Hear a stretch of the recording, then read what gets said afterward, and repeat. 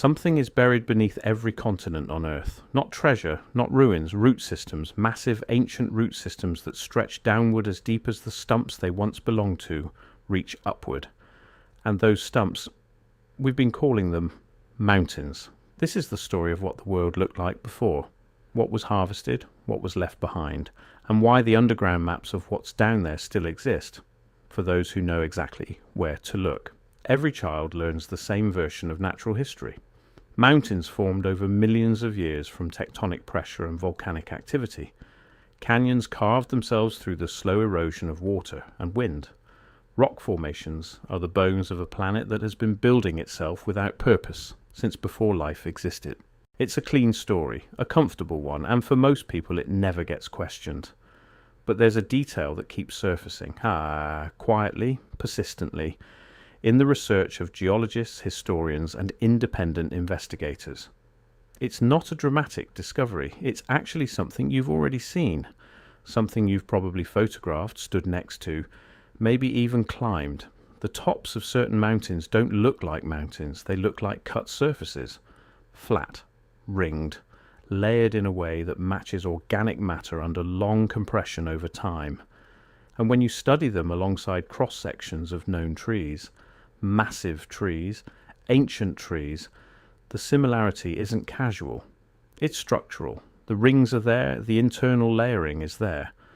The hexagonal basalt columns that appear in formations like the Giant's Causeway in Northern Ireland or Devil's Tower in Wyoming. Those are a known feature of how certain tree species grow at enormous scale. Not volcanic cooling, not random geological pressure, the kind of geometric formation that living biology produces when it organizes itself upward. But what would a tree have to look like to leave behind something the size of Devil's Tower? Devil's Tower rises 386 meters above the surrounding landscape in northeastern Wyoming. The base is broad, rounded, and settled into the earth in a way that looks less like a rock formation and more like something that grew there and simply stopped. The sides are columnar, perfect vertical columns of stone, running top to bottom with almost mechanical regularity. Geologists attribute this to cooling lava, a laccolith they call it, an intrusion of magma that hardened underground and was slowly exposed by erosion over millions of years. But there's a problem with that explanation. The columns don't radiate outward from a central core the way cooling lava behaves under the physics we understand. They run parallel, vertically, from base to summit in consistent geometric bundles that taper only slightly at the top.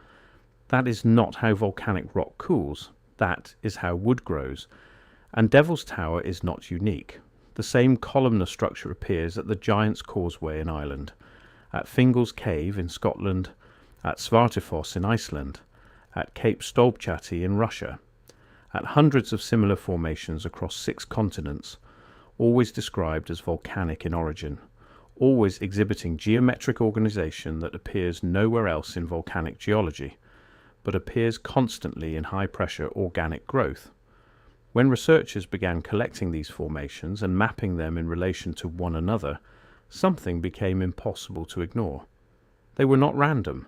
They clustered in patterns, the same way a forest clusters, with spacing, with distribution across terrain, with a logic that only makes sense if you imagine the landscape they once defined, not as geological accidents, but as remnants of something that grew here, something enormous, and something that was cut down. To understand the scale of what might once have stood here, you have to set aside everything your mind defaults to when the word tree appears. The tallest living tree on Earth right now is Hyperion, a coastal redwood in Northern California standing just over 115 meters. That is the tallest.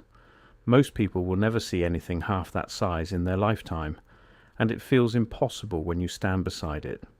Now consider Devil's Tower, 386 meters, more than 3 times the height of the tallest living thing on Earth today. Consider Uluru in Australia, a sandstone formation rising 348 meters above the desert floor, extending an estimated 2.5 kilometers underground. A ratio of visible to hidden mass that matches almost precisely what a root to trunk ratio would look like in a tree of that scale. Consider the buttes and mesas of the American Southwest, flat-topped, steep-sided, worn smooth in a way that erosion, moving randomly and unpredictably across millions of years, does not reliably produce. The kind of profile you would expect from a cross-section cut cleanly through a large cylindrical living structure. Not a fracture, not a collapse, a cut. The researchers who have mapped these formations and attempted to reconstruct what once stood in their place arrive at numbers that are genuinely difficult to hold in your mind. Trees that reached 1 kilometer in height, perhaps 2, perhaps more. A canopy that would have changed the planet's atmosphere entirely. That would have generated its own weather systems, created perpetual shade across enormous regions, and produced an ecosystem so unlike our own that the creatures living within it would have had no concept of open sky, no unbroken sunlight, not a forest the way we imagine forests. A world. Here is where the theory becomes something you can actually check. Because the stumps, if that is what they are, don't just go up, they go down. And what's underground, the root systems, should still be there. Researchers argue that it is. The cave systems of Earth are among the least studied, least accurately mapped, and most quietly misunderstood features of the planet's interior. We have better topographic maps of the surface of Mars than we do of the networks beneath our own continents, and the networks that have been mapped share a characteristic that appears over and over in the literature for anyone who looks. They are not random.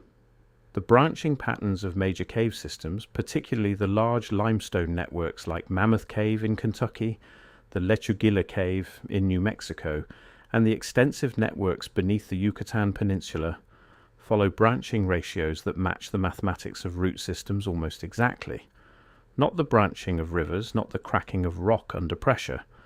Root systems, the geometry that living structures produce when they reach outward and downward through soil, following water, following mineral gradients, distributing structural load across a wide surface area. When you overlay a map of the Mammoth Cave system with a modelled root network of sufficient scale, the correspondence is not vague. The main channels are where primary roots would run. Secondary passages branch at the angles root structures branch. Dead ends terminate in the rounded shapes root tips leave when they stop growing and calcify. And the overall shape of the system, its elongated spread, its asymmetric reach towards certain soil gradients, matches the shape of a root system feeding something very large above it. Mammoth Cave has been described by geologists as anomalous for decades. Too large, too regularly branched, too geometrically organized for a system formed purely by water-dissolving limestone over time. What if it isn't a cave? What if it's a root cast? The hollow left behind when an ancient root system decomposed inside the earth, preserving its geometry in the surrounding stone like a mold that nobody thought to question. This is the part most people find hardest to accept, because it requires a prior civilization, or a prior event, capable of bringing down structures that dwarfed anything we have ever built. But the question of who cut them may be the wrong place to start. The better question is, what do you cut a 2-kilometer tree with? Not axes, not saws, not any technology we associate with pre-industrial human activity. The removal of structures at that scale would require something that interacts with matter differently than mechanical force.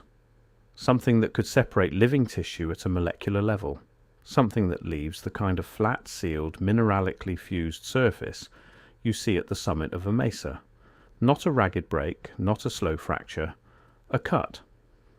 Researchers in this space point to the plasma cosmology work of scientists like Hannes Alfvén and the electric universe theorists who followed. The argument is that in a previous period of Earth's history, possibly not as long ago as we assume, the electromagnetic environment of the planet was radically different. Plasma discharges of enormous scale were not catastrophic rarities.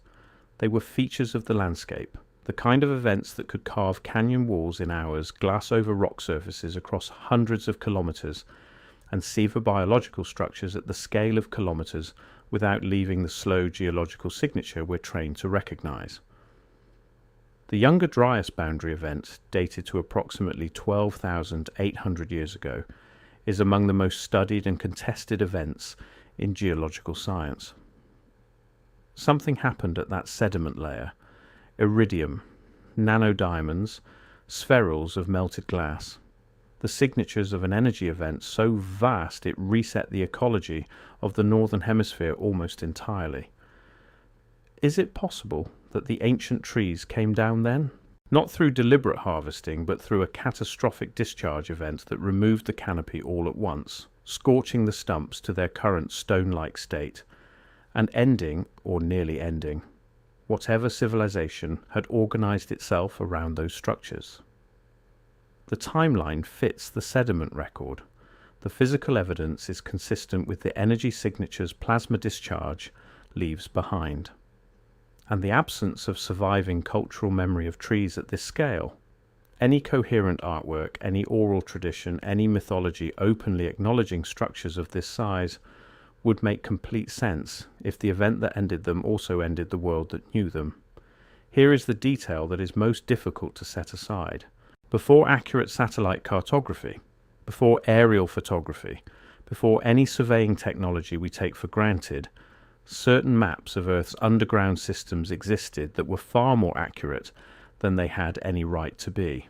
Not vague sketches, detailed, branching, precisely proportioned representations of subterranean networks that took modern spelunkers decades of systematic exploration to verify.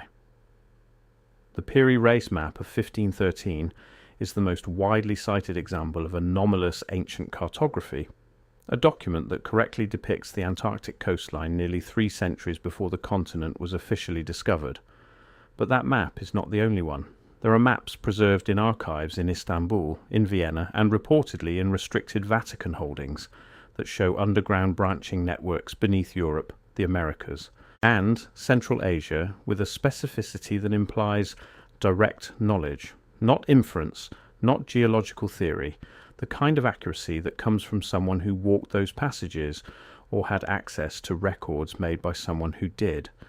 And when those maps are compared to the known cave systems of those regions, accounting for pre-modern cartographic distortion, the structure is there. The main channels, the branching ratios, the general orientation of the primary networks. Someone mapped the root systems, not because they were treating them as caves to be explored, but because they were infrastructure. Because in a civilization organized around 2-kilometer trees, knowing the root networks beneath your feet was as essential as knowing the roads above them.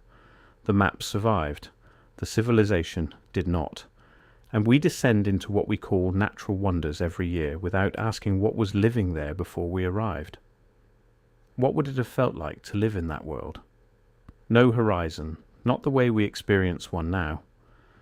The trunks of the ancient trees would have defined the entire visual field in every direction, rising upward past the point where normal light reaches, fading into a canopy that was its own sky, generating its own weather, its own rhythms of dark and light that had nothing to do with the position of the sun. The air would have been different, heavier with oxygen, rich with compounds that living matter at that scale releases into the atmosphere. The oxygen content alone may have supported biological life on a scale we no longer see. Larger animals, longer lifespans, denser populations sustained by a food web with no parallel in the world we know. The weather would have been generated not by ocean temperatures and jet streams, but by the trees themselves. The transpiration of a forest at this scale, pulling water from aquifers kilometers below and releasing it as vapor into a canopy kilometers above, would have created a self-sustaining cycle of rain and mist and cloud that bore no resemblance to the climate systems we study today. Sound would have moved differently. The trunks would have acted as resonators, carrying low-frequency vibrations across enormous distances through the ground and through the air at once. Communication, navigation, the texture of daily experience, all organized around structures that made what we call wilderness look like something assembled overnight. And underneath it all, the root systems, connecting tree to tree across hundreds of kilometers, sharing water, sharing nutrients, transmitting signals through a biological network in the dark that mirrored the forest above it in every meaningful way. That network is still down there, hollow now, cold, quiet. We walk through sections of it and call them natural wonders. We drop lights through ceiling openings left by decomposed root tips and call them sinkholes. We stand at the base of the stumps and take photographs. but something in us responds to these places in a way that goes beyond what the official explanation earns. Something in how certain people feel at the edge of a mesa at dusk, or descending into a cave network that opens wider the deeper it goes, or pressing a hand against a basalt column and feeling the geometry of it, organized, intentional, residually alive. Something in us remembers a world we don't have the language to describe yet. The roots are still mapped underground, the stumps are still standing above, and the world that was built between them left more behind than anyone has given us permission to look for. If something in this opened a door for you, there's more waiting. Subscribe and stay close. The next video goes deeper into what's still buried. It's already on screen right now.